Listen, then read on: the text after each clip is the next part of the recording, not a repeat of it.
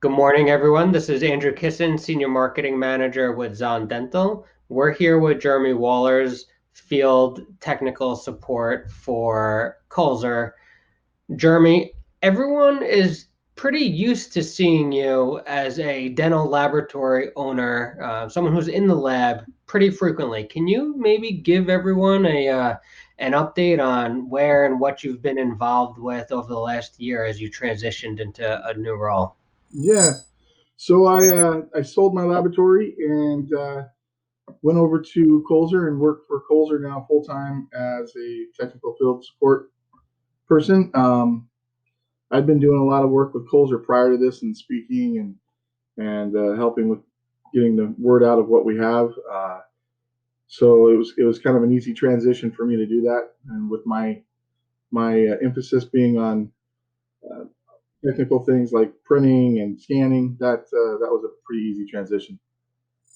So when you owned the laboratory and when you were in the lab, 50 plus hours a week, what was driving you? What was the technology? Was it, removables? Were you more full service? What was your specialty?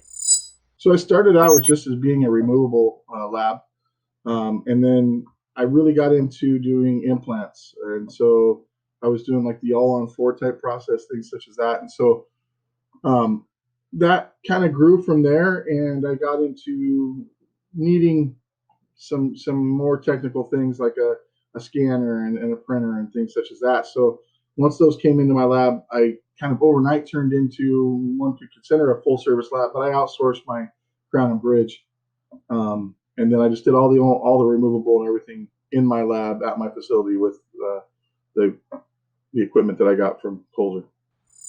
When and or what was kind of the turning point where you, as a business owner, as a removable technician, maybe made the decision to say, okay, it's time to get a scanner, it's time to print. What was that process like for you? Scary, in one word, scary. Yeah. So I'm a one man lab, so to speak. So my wife worked in the lab. She did all the books. So the deal was she'd do the numbers and I'd do the wax, and that worked out really well. And we watched the lab across the street that was just a crown and bridge lab, and they had pretty much been very anti going into anything digital. They didn't want to do CEREC or any other system, and they just wanted to keep doing it the old-fashioned way: wax, cast, and then layer porcelain. And I watched him actually go downhill pretty rapidly because doctors in the area were wanting to go digital, and so knowing that Crown and Bridge kind of has been the leader in the way the trends go in dentistry, I had a feeling the writing on the wall was for dentures too. So I talked to my wife about it and took some big steps, and we went ahead and got all that equipment. And once we got it, it was just a matter. Then I think it was easy for me. I shouldn't say easy, but um, it became profitable for me because it had to be. And being a one man lab, I saw the numbers coming in and I saw the numbers going out. So I made sure that all of my accounts were aware that I had the digital applications here to do things, and happy to show them what I had, and did some meetings where they came into the lab, catered some food, showed them the printer, things like that, and got them kind of excited about it, and it just kind of took off. I went probably from when I bought the printer overnight, I was probably about 15% digital, just because I got built the hype prior to getting the printer and the scanner and everything, and my design softwares. And then probably within about a little less than a year, I was about 90% digital. The only thing that wasn't digital was RPD frameworks. And on the digital side, we're talking exclusively printing, or were you milling also? I could outsource and mill. So I mean, I don't want to say that I didn't mill, because what I milled was, I want to be like, I milled Crown and Bridge. Obviously, I had that outsourced and had them mill. I also milled titanium bars for hybrids; those were milled. But everything else was 3D printed in my facility. So when we talk about 3D printing, specifically Kulzer and the CAR Print 4.0, What was it like, or what is it like to go with the variety of indications, right? There's dima print materials. What's so exciting or valuable about maybe integrating or implementing the digital solution?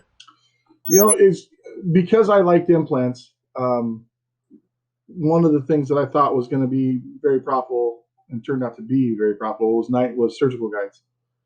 Getting into the surgical guide application and printing guides for the doctors. I was very strict with my doctors and had them design the guides with their software. Just give me the design and I will print it. That was very profitable for me, probably more so at the beginning than say the denture removal application was, because I had doctors right on board doing the surgical guides. I had other doctors that were a little bit on the edge before I could get into dentures. But once I got, that was kind of the door opener. Once I got them into surgical guides, dentures followed pretty rapidly behind it, and also the night guard application came in probably about the exact same time. In fact, night guards, I would say, night guards and surgical guides, I had paid off most of my investment, if not all my investment, within a year, just from night guards and surgical guides. You've lived it firsthand. Now you're on the other side, if you will, working for Kulzer.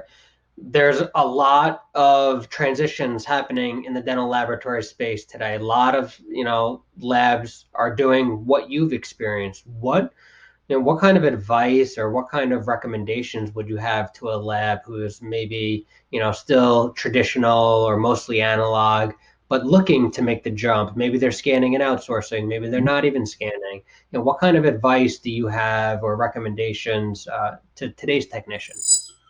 I mean, I get both sides of that coin.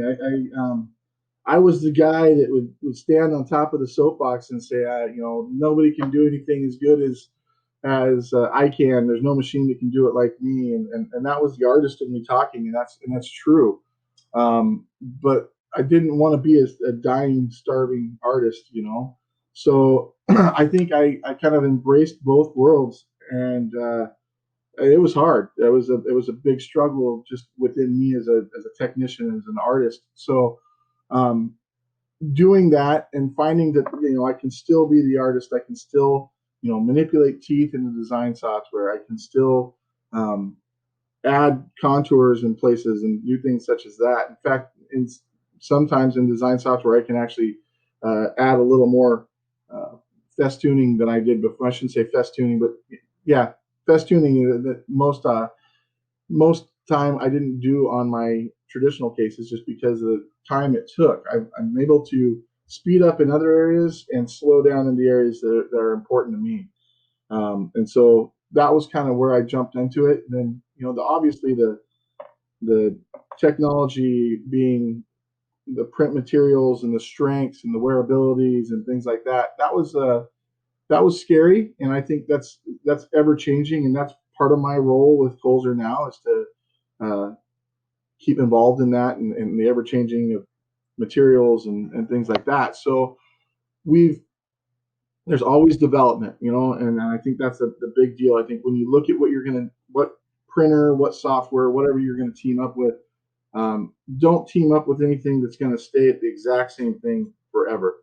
And your frustration is going to be shared as mine was, is that it takes a little bit of time for progression to happen. One of the things that holds us back in our progression is that we want to make sure that everything is FDA cleared and that it's going to work, right? We can't just throw ink in a printer and push print, and it doesn't always work that way. So we we work really hard to make sure that we have good quality product for that, and I think that's what you should look for when you're looking to partner with some company to get a printer in, say, or even a scanner. There's going to be technology involved in that. Make sure that they're constantly developing new technology. Well, when you talk about developing new technology, I mean, Kulzer, it's no secret, one of the biggest dental companies in the industry.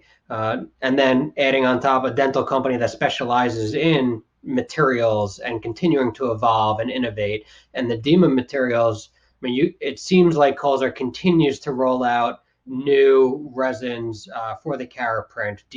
Can you touch on maybe some of the newer materials or some that a removable technician might be interested in, maybe around digital dentures or just something new that's come out recently? Because I know Kulzer continues to evolve and push out new product. Yeah, so we have some a new dima material. It's a model material that's coming out for ortho. It'll print a little bit quicker. It's for the ortho application. So things you're going to do a suck down on a model, things such as that, study models. That ortho material is prints quicker and does the accuracies needed for ortho. I think the biggest thing, we have other things that are coming out that obviously I can't talk about too much right now, but there's quite some big things that are coming, both technology wise and as for the printer materials. Uh, but I think the biggest thing that's kind of left in the dark that people don't talk about, and you and I talked earlier about, was the cre-active, and that's the staining that we can do on a digital denture. We have a kit that is a composite-like material that we can use to stain a denture. You can use it on acrylic also, just regular acrylic denture, but we use it on our printed dentures too, and it bonds because it has somewhat of the same chemical structure.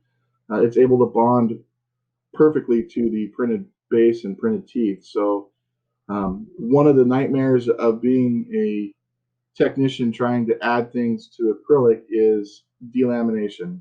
We see it with our denture teeth delaminates sometimes as a technician. You see it with just any other stain, straight composite on a acrylic partial or acrylic base.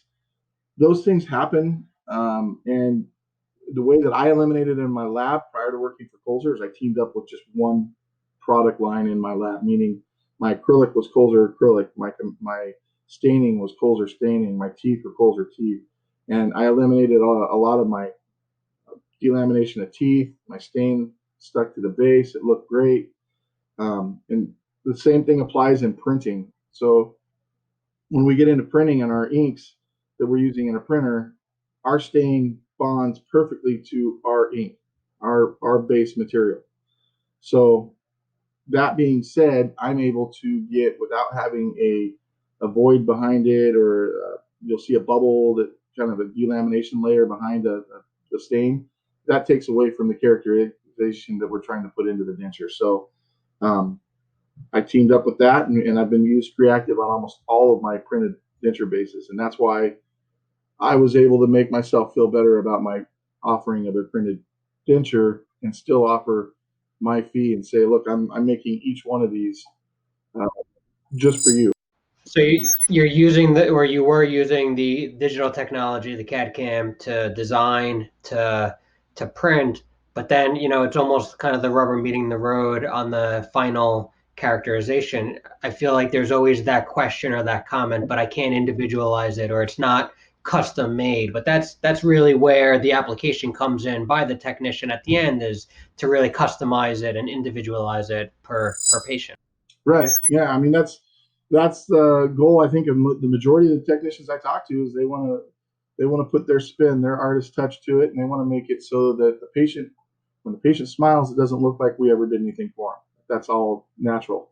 And in order to achieve that, it takes a lot of time and labor, and it takes a lot of skill. And we have the materials, having the stain to stain a base or stain a tooth. We can make it look that way, look natural. So, Jeremy, we are absolutely in the middle of not just, COVID-19 pandemic, the digital takeover, if you will, in the lab space. What kind of words of advice or suggestions would you maybe part with for a technician that's maybe been struggling through the COVID-19 pandemic, or maybe looking at digital as an opportunity? Like, you've experienced it in your small lab before you joined Kulzer. Any words of advice or recommendations for someone that's kind of maybe on the fence about digital or transitioning? This is the time right now that you can, if you're not busy at the lab, if you have a second, reach out to the sales department at Kulzer, and they can reach out to me, and we can talk, and I will help try to bridge that gap and educate you as much as you want, and and get you kind of understanding all the products that we have, obviously. But I just want you to kind of know all the products that are out there for the digital application. It doesn't necessarily happen to be just Kulzer. Obviously, I would like you to go with the Kulzer product, but I want you to be able to make your own opinion and with the education that I can give you for it. And just use that time and don't give up, because we need technicians. We're always going to need them. And, my goal by changing from owning a lab and being behind the bench is to be listening to you as a technician tell me the things that you wish we had, and I'm going to go back and talk to our mad scientists, and we'll help try to come up with a solution for you. So, Well, don't disassociate yourself with those mad scientists. Now you're on the other end here. It's for you. So, okay. I can't help but notice the map and all your trade show badges in the background. So I look forward to hopefully, another show here in 2020 where we can meet face to face. But I really do appreciate your time here with us, and look forward to seeing what comes out from you and Kulzer moving forward. So thank you for your time. Yeah, thank you. It was an honor to be on here.